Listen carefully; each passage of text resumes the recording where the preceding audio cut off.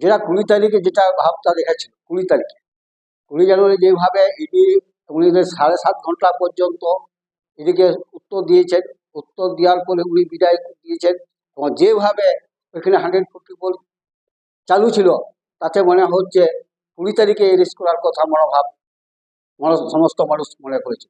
কিন্তু যেটা 31 তারিখটা যেটা ঘটনা, 31 তারিখে ওরা রেডি হয়ে আসেছে হেমন্তকে অ্যারেস্ট করার জন্য।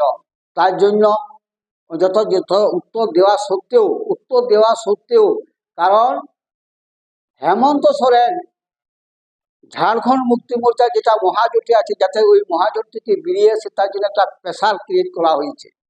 প্রেশার ক্রিয়েটটা কিসের? ওই জমিটাকে, যে জমিটা নিয়ে তকমা দেওয়া হচ্ছে, জাল সার্টিফিকেট তৈরি করে, জাল রেকর্ড তৈরি করে, হেমন্ত সোরেনের নামে কোনো মিউটেশন রেকর্ড নাম নাই। হেমন্ত